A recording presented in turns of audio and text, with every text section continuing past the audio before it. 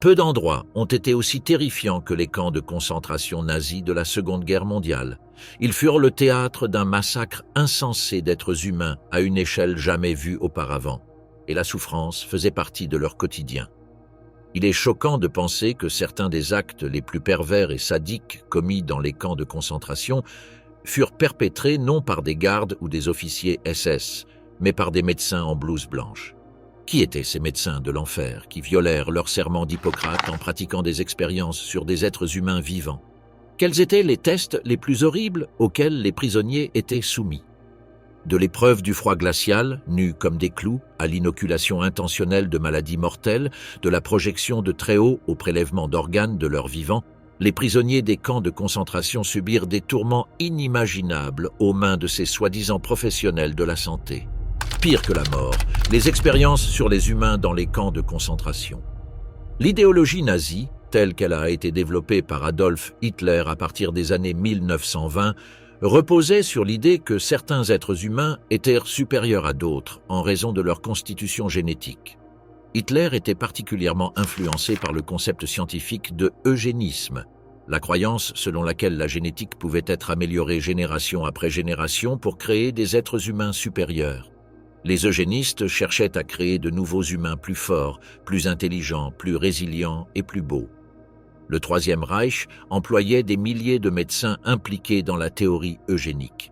Cette théorie était si populaire qu'Heinrich Himmler, chef de la SS et responsable de tous les camps de concentration du Reich, considérait ces camps comme le lieu idéal pour mener des expériences eugéniques. Après tout, ils constituaient une source quasi inépuisable de sujets d'expérience, et comme ils étaient déjà prisonniers, il n'était pas contraire à l'éthique de les utiliser.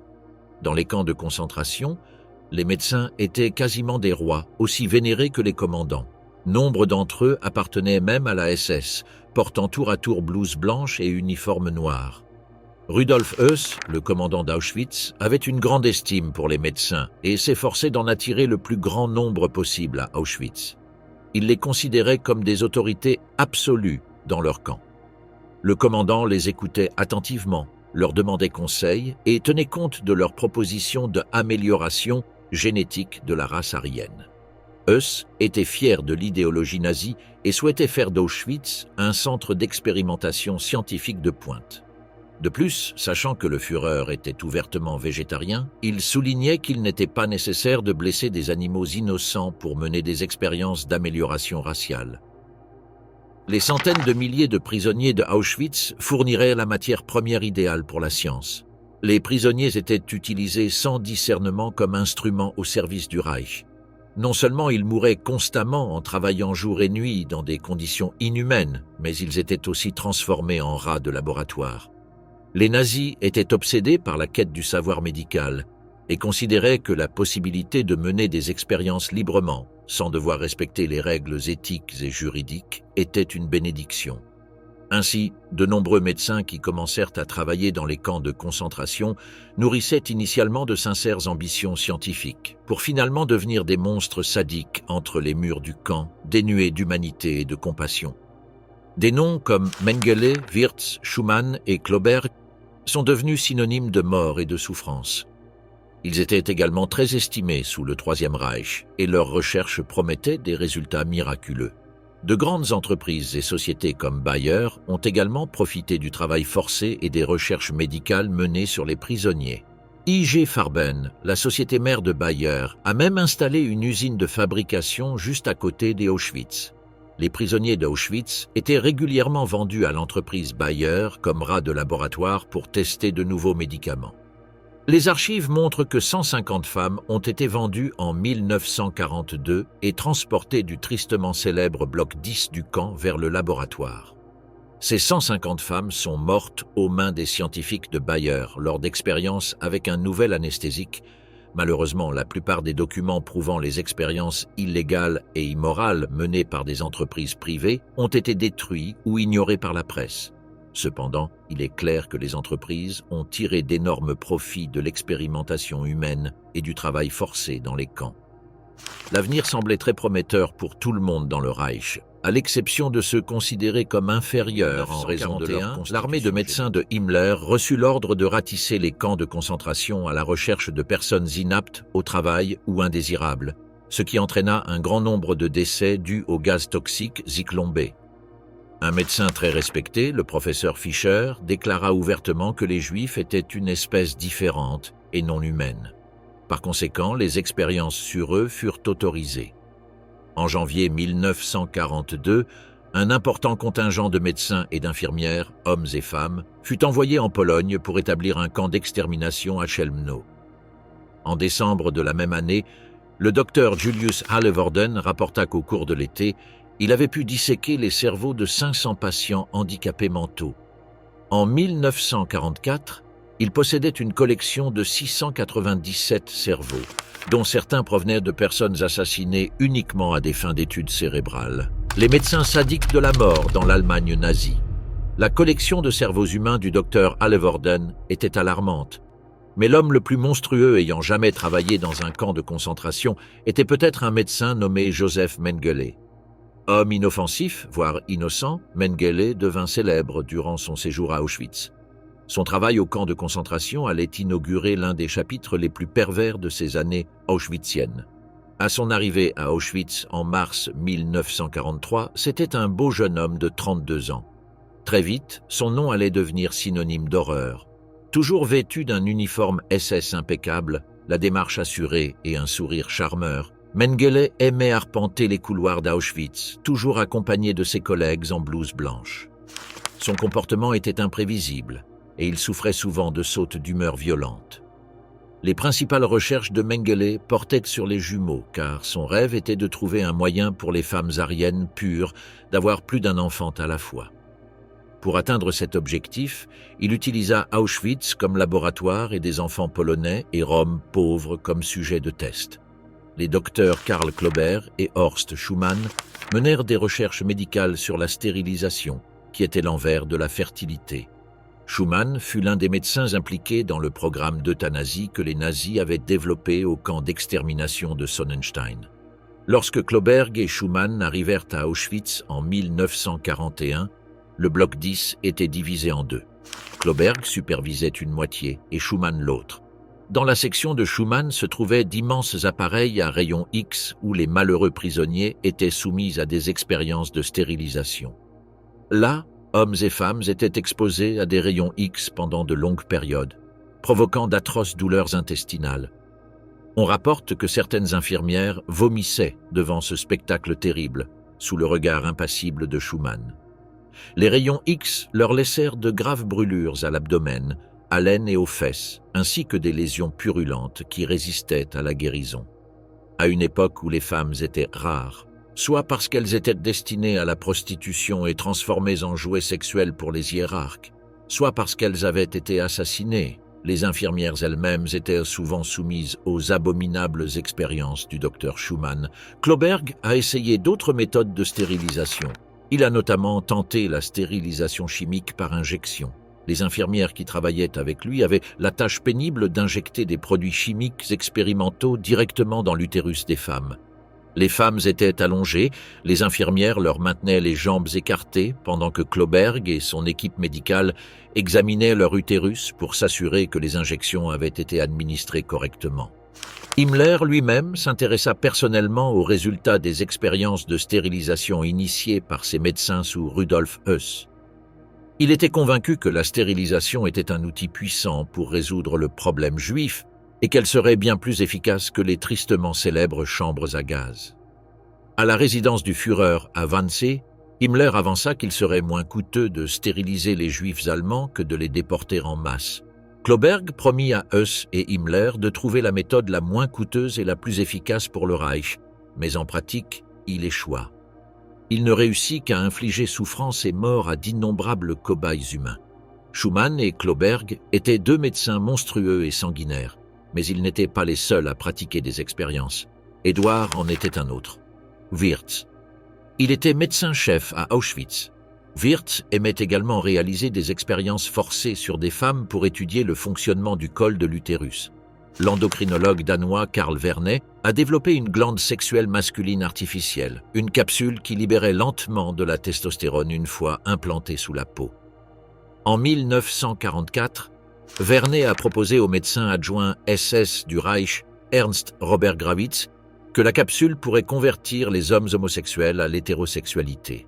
Au camp de concentration de Buchenwald, avec le soutien d'Heinrich Himmler et du médecin du camp Gerhard Schiedlowski, Werner a implanté des capsules chez au moins 10 prisonniers homosexuels. Les prisonniers cherchant à être libérés des camps ont affirmé que ces capsules les avaient miraculeusement convertis à l'hétérosexualité et Werner était satisfait des résultats. Cependant, cette méthode n'a jamais été mise en œuvre, la guerre ayant pris fin l'année suivante. Expérience avec de l'eau glacée et de l'eau de mer. Un autre objectif majeur des expériences nazies était le développement de super-soldats. On pensait que les Aryens allemands purs étaient déjà supérieurs au reste du monde, mais qu'ils pouvaient encore être améliorés par l'expérimentation scientifique. Par exemple, Hitler souhaitait trouver un moyen pour les soldats d'être de meilleurs combattants dans des climats extrêmement froids ou très chauds, et même de survivre dans un environnement où la seule eau disponible était l'eau salée. Ces compétences allaient se révéler utiles lorsque la Seconde Guerre mondiale s'étendit aux climats extrêmes comme l'Afrique du Nord et la Norvège. Sigmund Rascher, médecin bavarois et membre du parti nazi depuis 1933, était obsédé par l'étude des réactions du corps humain aux températures extrêmement froides. Il réalisa des expériences de congélation pour le compte de la Luftwaffe sur 300 sujets sans leur consentement. La plupart de ces expériences lui furent demandées par Erich Ipke, le chirurgien en chef de la Luftwaffe. Ipke, ne voulant pas se salir les mains, envoya Rascher à Dachau avec l'ordre strict de l'informer de tous les résultats. Les expériences furent menées à Dachau, où la Luftwaffe mena également les tristement célèbres expériences en haute altitude. L'objectif était de déterminer la meilleure façon de réchauffer les pilotes allemands abattus au-dessus de la mer du Nord et souffrant d'hypothermie. Les victimes de Rascher étaient contraintes de rester nues à l'extérieur par des températures glaciales pendant 14 heures, ou maintenues dans un réservoir d'eau glacée pendant 3 heures. Leur pouls et leur température interne étaient mesurés à l'aide d'un réseau d'électrodes. Lorsque les victimes étaient sur le point de mourir d'hypothermie, la deuxième phase de l'expérience commençait. Diverses méthodes étaient utilisées pour réchauffer les victimes, la plus courante et la plus efficace étant l'immersion dans l'eau chaude. Un témoin a témoigné au procès de Nuremberg que certaines victimes avaient été plongées dans l'eau bouillante pour les ranimer. Il va sans dire que de nombreux sujets moururent au cours de cette opération. Cependant, la majorité des sujets contraints de rester nus dehors par des températures négatives survécurent, même si, durant l'expérience, ils hurlèrent de douleur tandis que leur corps gelait. En 1942, Rascher mena une expérience de refroidissement intense à Dachau. Certains sujets furent vêtus d'uniformes de pilotes de chasse et immergés dans de l'eau glacée. Rascher immergea certaines victimes complètement, d'autres seulement jusqu'à la tête.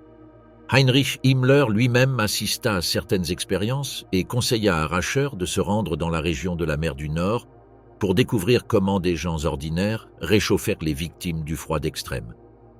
Himmler raconta à Rascher avoir entendu parler de pêcheuses soignant leurs maris à moitié gelés dans leur lit pour les ranimer. Himmler pensait que ce qu'il appelait « chaleur animale » avait un effet différent de la chaleur artificielle. Il y a des raisons de penser que Rascher ne croyait pas à la justesse des propositions d'Himmler, mais malgré cela, il était l'officier SS le plus haut gradé. Immédiatement, 4 femmes roms furent envoyées du camp de concentration de Ravensbrück à Dachau, où l'on tenta de réchauffer les victimes d'hypothermie en les plaçant entre 2 femmes roms nues. Les expériences sur les engelures et la résistance au froid menées à Dachau faisaient partie d'une série d'études officielles menées entre 1940 et 1945, 1 et 1942 sous la supervision de la Luftwaffe, armée de l'air allemande, et du Sanitätswesen der Waffen, SS, service médical de la SS armée. Les tests furent réalisés dans une installation spécialement aménagée au sein du bloc médical du camp, appelée Station expérimentale de haute altitude et de thermorégulation, située près du crématorium.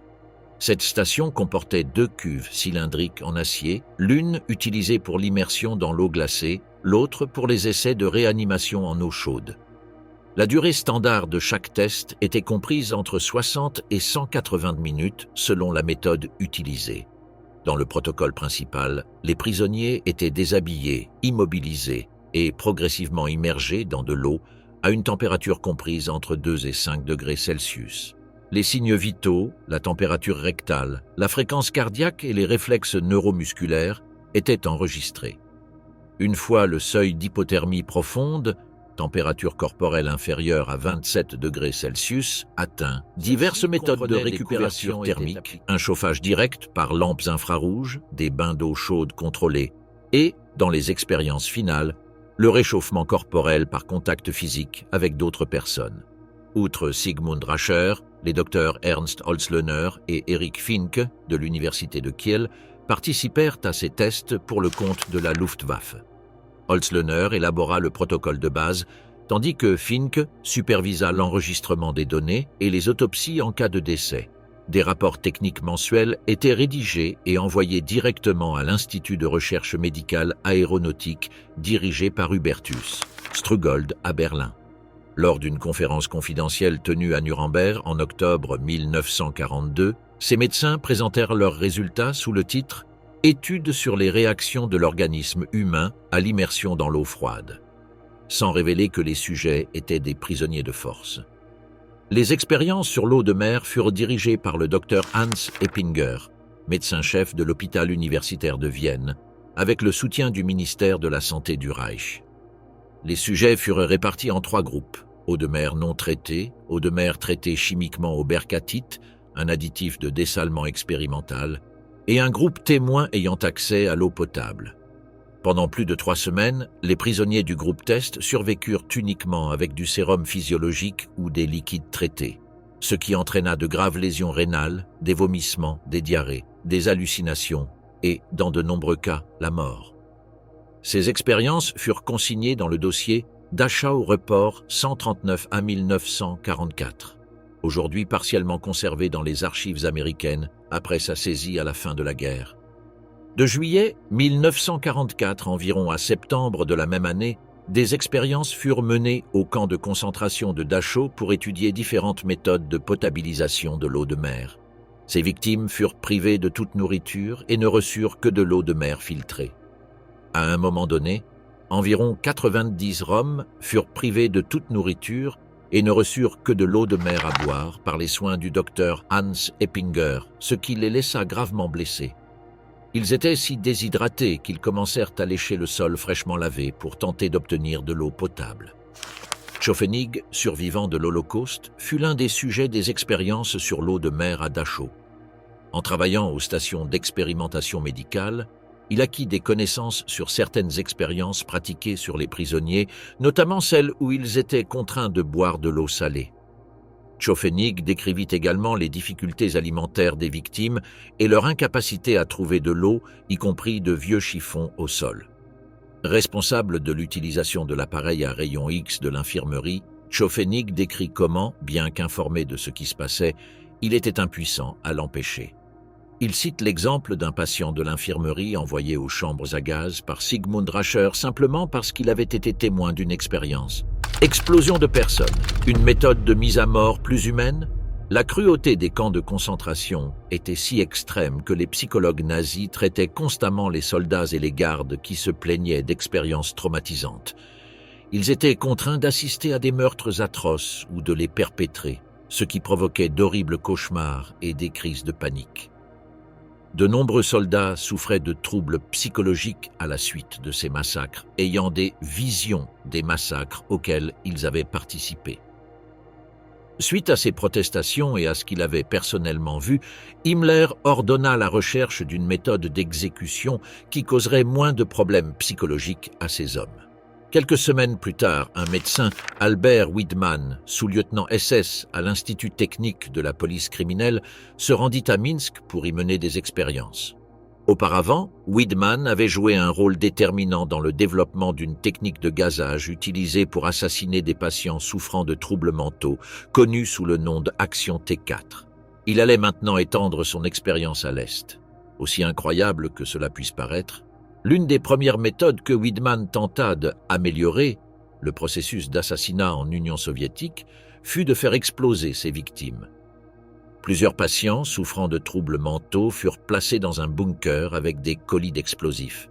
Sur ordre du commandant, ses subordonnés firent exploser les colis. Mais on découvrit plus tard que la charge n'était pas assez puissante. La scène était horrible. L'explosion n'avait pas fait disparaître les personnes, contrairement à ce qui avait été annoncé.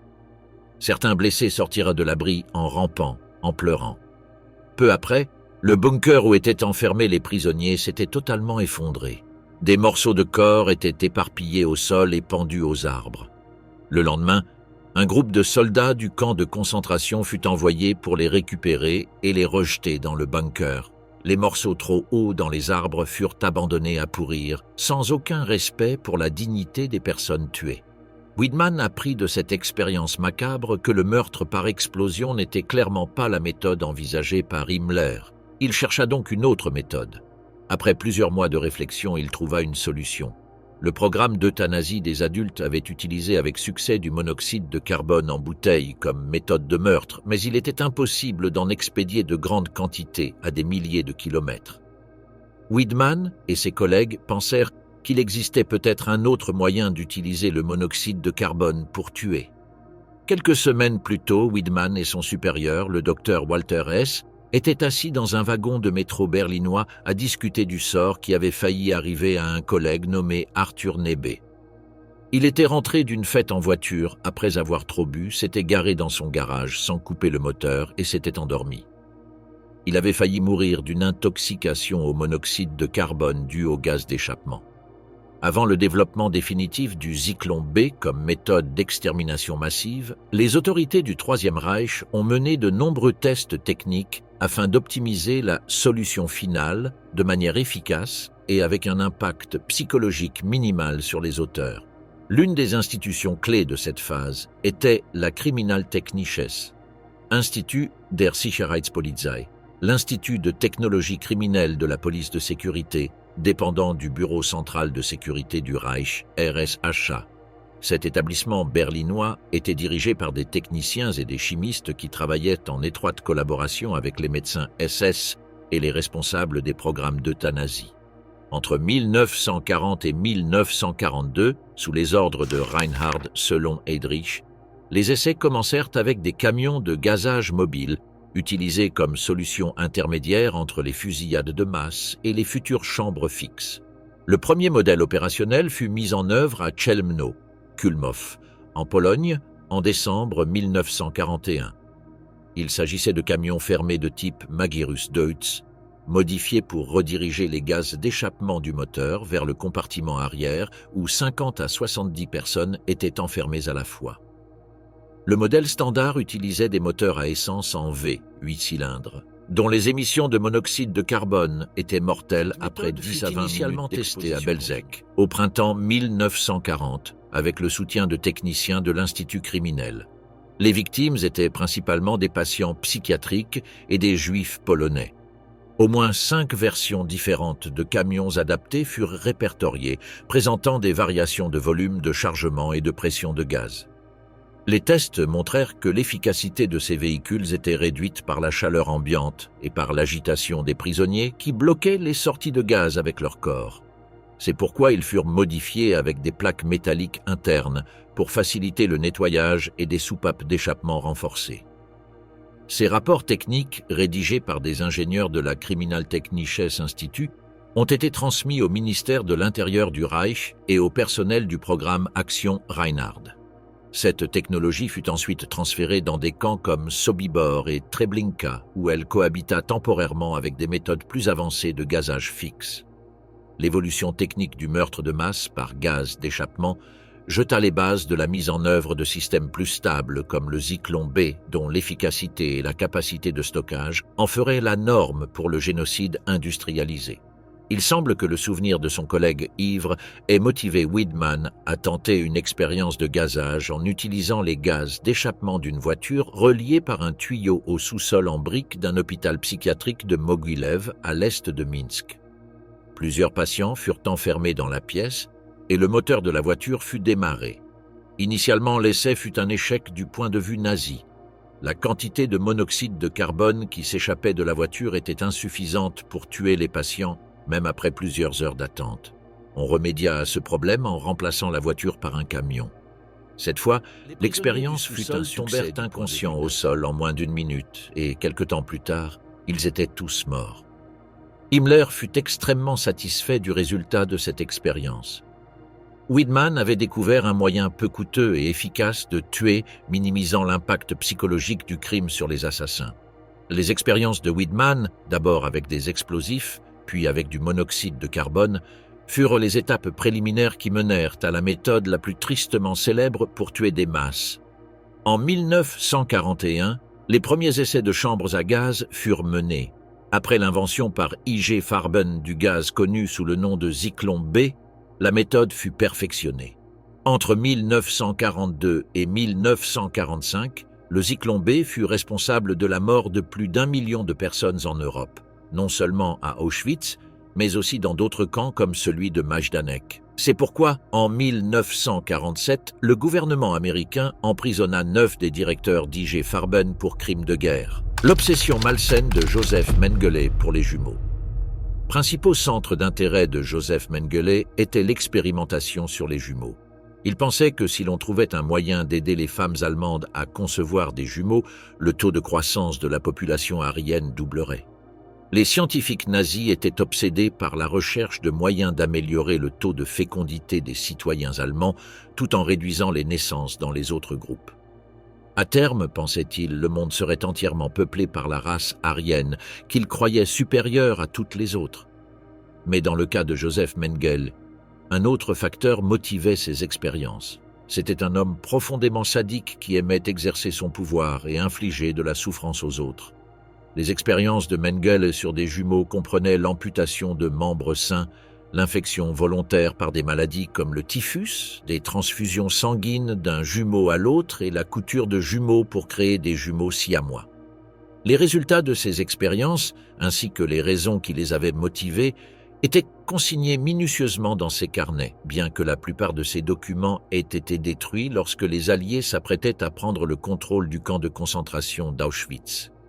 Eva Moses Kor, l'un des rares survivants, affirma que Mengele s'intéressait particulièrement aux transfusions sanguines entre jumeaux de sexes opposés. Il pensait apparemment que cela pourrait être un moyen de changer de sexe. C'est pourquoi il fit également des expériences sur les organes génitaux des jumeaux et tenta même de relier les voies urinaires d'une fillette de 7 ans à son propre côlon. La plupart des jumeaux moururent au cours de ces opérations, bien que cela ne posa pas de problème à Mengele. Les expériences de Joseph Mengele ne furent pas menées de manière improvisée, mais dans un cadre organisé et documenté avec des procédures statistiques et administratives typiques de l'appareil médical du Troisième Reich. Mengele et son équipe conservèrent des dossiers cliniques codés pour chaque paire de jumeaux, avec des informations détaillées incluant le poids, la taille, les proportions osseuses, le développement musculaire, le rythme cardiaque, le schéma de croissance et même les caractéristiques psychologiques observées. Ces informations étaient traitées par des assistants techniques recrutés parmi les prisonniers médicaux allemands et les étudiants envoyés par les instituts alliés au programme de recherche raciale. Ces assistants compilaient les données sur des formulaires standardisés, qui étaient ensuite envoyés à Berlin, à l'Institut de biologie héréditaire et d'hygiène raciale, l'une des entités qui centralisait les données scientifiques sur l'eugénisme humain. De plus, dans le bloc 10 d'Auschwitz, des ordres internes étaient en vigueur pour réglementer l'accès, la classification des sujets et la séquence des tests à effectuer. Ces instructions étaient signées par des médecins SS expérimentés et approuvés par le bureau principal pour la race et la réinstallation. Mengele travaillait également en coordination directe avec les archives centrales SS sur la race et la population, qui géraient des milliers de dossiers contenant des antécédents familiaux, des origines ethniques et des résultats d'examens biométriques antérieurs. Cela permettait aux chercheurs d'établir des comparaisons longitudinales entre individus de même lignée raciale. L'unité de Mengele gérait une base de données unique de jumeaux emprisonnés, qui distinguait les paires monozygotes des paires dizygotes. Cette classification était cruciale pour la recherche génétique. Des rapports hebdomadaires étaient compilés, accompagnés de graphiques statistiques montrant les progrès ou la détérioration suite aux interventions expérimentales. Ces rapports étaient conservés dans des dossiers internes codés, dont beaucoup furent détruits dans les derniers jours du camp, bien que des fragments aient été récupérés par les forces soviétiques en 1945. L'approche méthodologique comprenait des analyses comparatives d'organes par autopsie simultanée, des prélèvements de tissus en conditions contrôlées et des expériences croisées. Par exemple, un jumeau pouvait recevoir un médicament immunosuppresseur tandis que l'autre servait de témoin. Cette logique, issue des procédures biomédicales conventionnelles, était pervertie par l'environnement du camp et appliquée sans consentement ni limite éthique. La structure scientifique du bloc 10 révèle que les actes atroces de Mengele n'étaient pas de simples excès individuels, mais s'inscrivaient dans un système méticuleux de collecte de données. À des expériences, des jumeaux et des individus présentant des anomalies héréditaires furent mis à la disposition du docteur Mengele et subirent tous les examens médicaux spécialisés imaginables. Ils furent photographiés, des moulages en plâtre de leurs mâchoires et de leurs dents furent réalisés et leurs empreintes digitales et de pieds furent relevées. Dès que ces examens furent terminés, ils furent tués par injection mortelle de phénol dans le cœur, afin que la phase suivante de l'expérimentation puisse commencer, autopsie et analyse comparative de leurs organes internes. Lorsqu'un jumeau mourait à Auschwitz en raison des conditions déplorables du camp, Mengele ordonnait que le jumeau survivant soit amené et tué de sang-froid afin de pouvoir procéder à leurs autopsies comparatives. Expériences les plus cruelles de Mengele à Auschwitz ont été réalisées sur des personnes vivantes. Cela s'explique par le fait qu'une autre de ses obsessions scientifiques était d'en apprendre davantage sur l'importance de la génétique dans le développement et le comportement humain, un thème récurrent chez plusieurs eugénistes nazis. Eva Moïse Kor n'avait que 10 ans en 1944 lorsqu'elle et sa sœur jumelle Myriam tombèrent entre les mains sadiques et cruelles de Mengele. 3 fois par semaine, on leur ligotait les bras pour restreindre leur circulation sanguine et on leur prélevait du sang jusqu'à ce qu'elles perdent connaissance. Pendant qu'on prélevait du sang d'un bras, on injectait à l'autre des substances inconnues. Puisque Mengele a brûlé tous ses documents de travail en 1945, nous ne saurons jamais quelles horribles concoctions ont été injectées à ces enfants innocents. Un jour, l'une de ces injections provoqua chez Eva une forte fièvre qui la laissa en convalescence pendant des semaines. Lors d'une de ses visites, Mengele la regarda avec mépris et lui fit remarquer qu'il était dommage qu'elle n'ait que quelques jours à vivre à un si jeune âge. Pourtant, Eva survécut assez longtemps pour voir la fin de la guerre, raconter son histoire et devenir une militante des droits humains. Dans de nombreuses interviews qu'elle accorda au fil des ans, Eva affirma que c'était uniquement grâce à sa volonté de faire qu'elle avait pu supporter tant de souffrances et de cruauté. Mengele s'attendait à sa mort car elle ne lui était plus d'une grande utilité comme cobaye. Mais Eva savait que si elle mourait, sa sœur jumelle, Myriam, serait arrachée à la caserne et fusillée. Eva se jura que, quoi qu'il arrive, elle protégerait Myriam d'un tel fléau. Expérience biologique avec des maladies mortelles et des produits chimiques étranges. De février 1942 à avril 1945 environ, des expériences sur le paludisme ont été menées sur plus de 200 prisonniers du camp de concentration de Dachau. Les prisonniers en bonne santé avaient les mains et les bras immobilisés dans des cages remplies de moustiques vecteurs du paludisme. Dès qu'ils contractaient la maladie, ils étaient traités avec des médicaments de synthèse à des doses allant de fortes à mortelles. Plus de la moitié en sont morts. D'autres prisonniers ont conservé des invalidités permanentes. Dans une déclaration sous serment déposée lors du procès des médecins, Oswald Pohl, administrateur en chef des camps de concentration nazis, a témoigné que l'expérience sur le paludisme à Dachau était la plus importante sous son commandement. Son témoignage suggère que bien plus de prisonniers ont probablement été soumis à des expériences que les 200 recensés. De juin 1943 à janvier 1945, des expériences furent menées dans les camps de concentration de Sachsenhausen et de Natzweiler pour étudier l'hépatite virale, alors appelée avec la maladie afin de développer de nouveaux vaccins. S'ils mouraient, ils étaient enterrés dans des fosses communes et de nouveaux sujets étaient recrutés pour les remplacer. Ces tests étaient menés au profit des forces armées allemandes, très préoccupées par la possibilité d'une propagation de l'hépatite parmi leurs troupes. La plupart des sujets moururent lors des expériences, tandis que d'autres survécurent, subissant d'intenses souffrances. Entre décembre 1943 et octobre 1944, des expériences furent menées à Buchenwald pour étudier les effets de divers poisons. Ces poisons étaient administrés secrètement au sujet d'expériences dans leur nourriture. Les victimes mouraient des suites de l'empoisonnement ou étaient tuées sur le coup pour permettre une autopsie. En septembre 1944, les sujets furent abattus avec des balles empoisonnées, torturés et souvent décédés. Certains prisonniers juifs de sexe masculin reçurent des substances toxiques par friction ou injection sous la peau, provoquant des furoncles remplis d'un liquide noir. Ces expériences furent méticuleusement documentées et photographiées par les nazis. Entre septembre 1939 et avril 1945, de nombreuses expériences furent menées à Sachsenhausen, Natzweiler et dans d'autres camps afin de déterminer le traitement le plus efficace des blessures causées par le gaz moutarde. Des sujets furent délibérément exposés au gaz moutarde et à d'autres produits chimiques, leur infligeant de graves brûlures chimiques. Les blessures des victimes furent examinées afin de déterminer le traitement le plus efficace. Entre novembre 1943 et janvier 1944, des expériences furent menées à Buchenwald pour tester l'effet de diverses préparations pharmaceutiques sur les brûlures au phosphore. Ces brûlures furent infligées aux prisonniers avec du phosphore extrait de bombes incendiaires. Certaines prisonnières du bloc 10 de Auschwitz furent également soumises à des électrochocs. Ces femmes, souvent malades, subirent ces expériences avant d'être envoyées dans les chambres à gaz et assassinées. La conduite d'expériences médicales dans les camps de concentration nazis impliquait non seulement des équipes médicales SS, mais aussi un réseau logistique complexe comprenant des sociétés pharmaceutiques et des pharmacies militaires du Reich. Plusieurs entreprises et laboratoires chimiques allemands étaient impliqués dans l'approvisionnement de substances utilisées dans les essais cliniques forcés.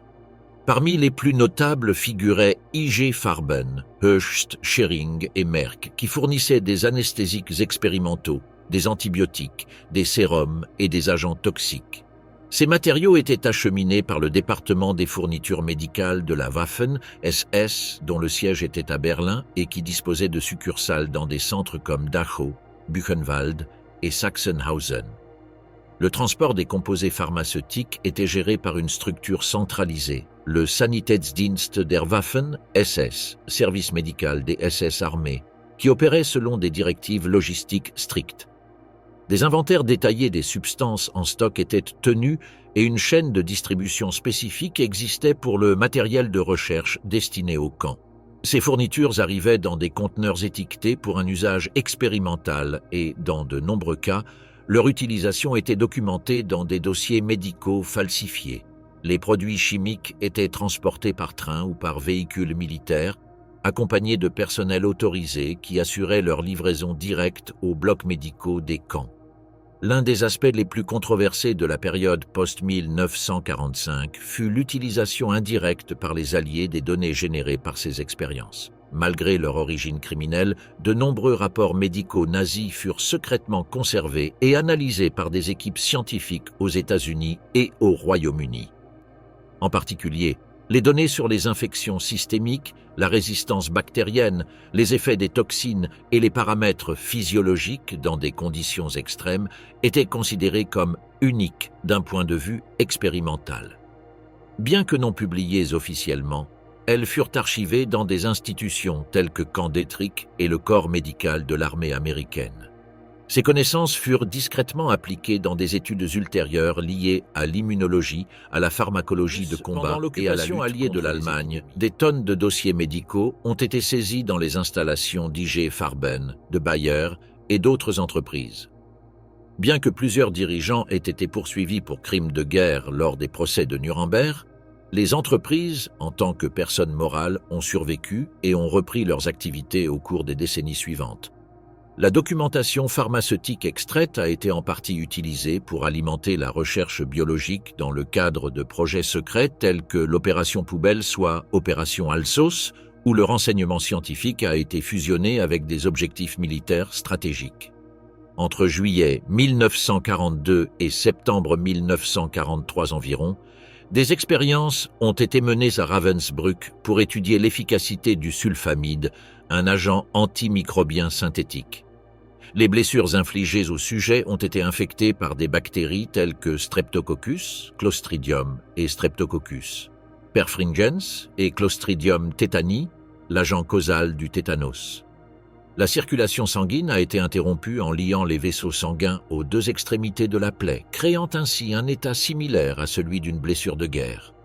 Les chercheurs ont également aggravé l'infection des sujets en insérant des copeaux de bois et du verre pilés dans leurs plaies. L'infection a été traitée avec des sulfamides et d'autres médicaments afin d'en déterminer l'efficacité. Hubert Strugold et expériences humaines en haute altitude.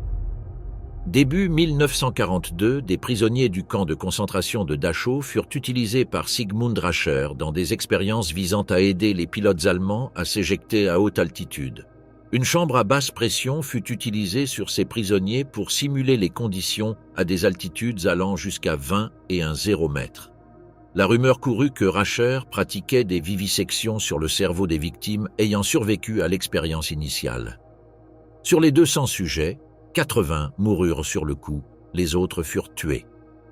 Dans une lettre de 1942 entre Rascher et Heinrich Himmler, Rascher explique les résultats d'une expérience à basse pression réalisée sur des personnes du camp de concentration de Dachau.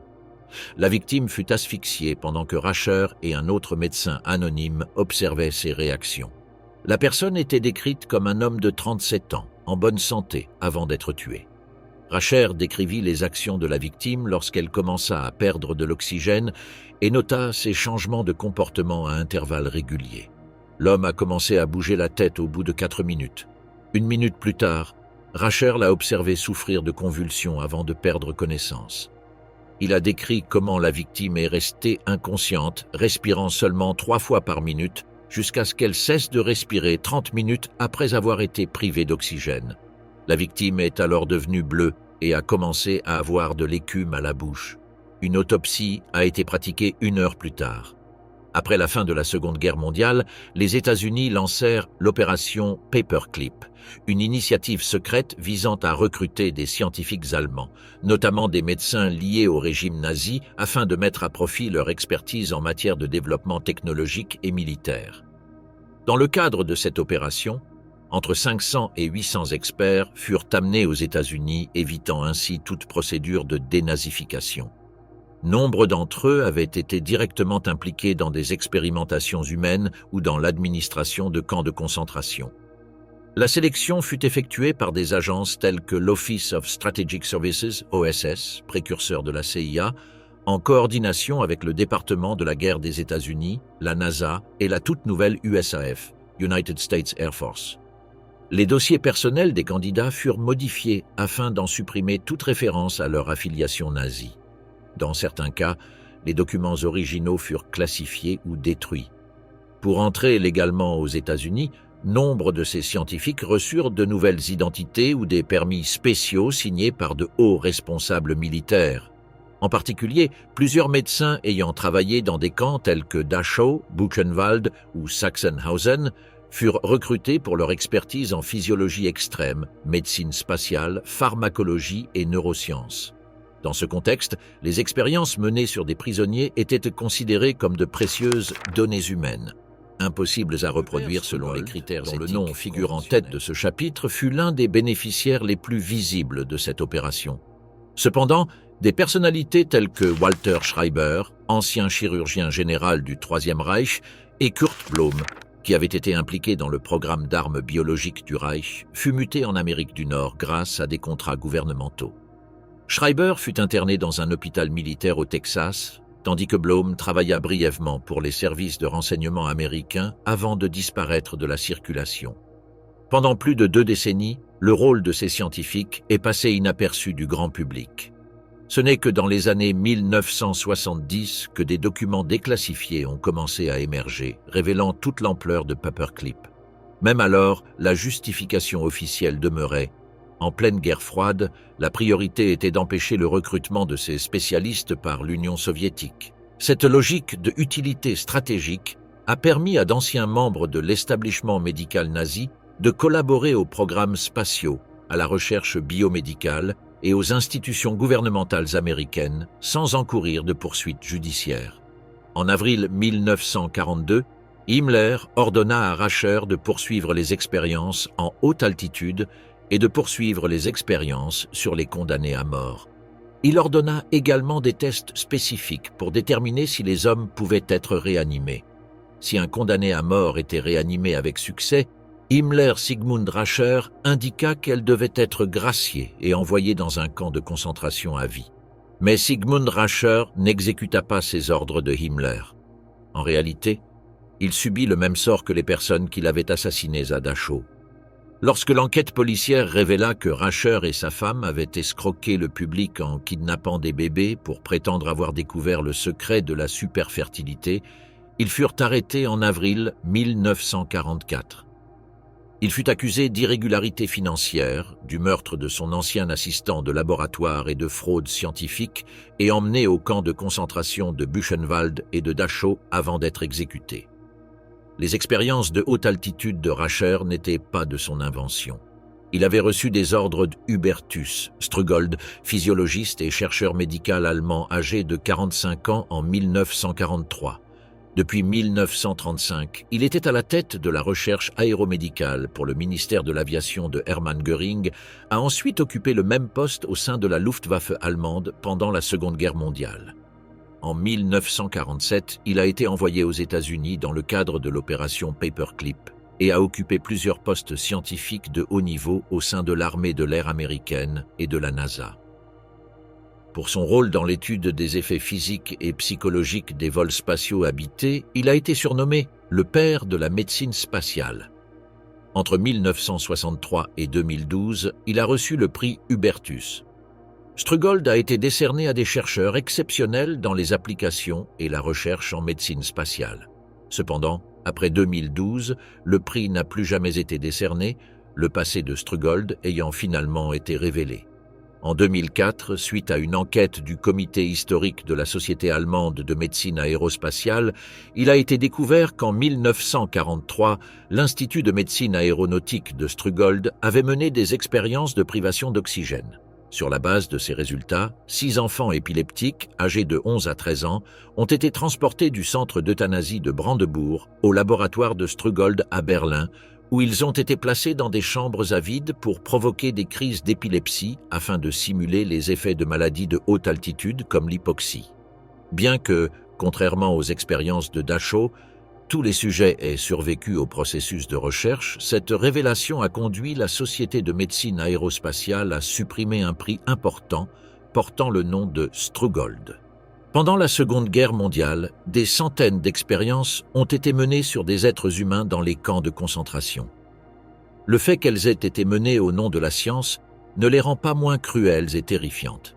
Des sujets de tous âges ont été soumis à des températures extrêmes, à des opérations insensées, à des maladies mortelles et même à des amputations, tout cela au nom de la domination allemande sur le monde. Des expériences ont également été menées pour trouver des moyens de tuer plus de gens plus efficacement. Le comportement de ces médecins, qui auraient juré par Hippocrate et Apollon de protéger la vie humaine, montre à quel point les humains sont capables de dépravation et de violence insensée. Enfin, l'une des pensées les plus troublantes est que, tout comme Mengele a brûlé ses carnets, nous ne saurons peut-être jamais rien de la plupart des expériences horribles qui ont eu lieu derrière les murs verrouillés des camps de concentration nazis.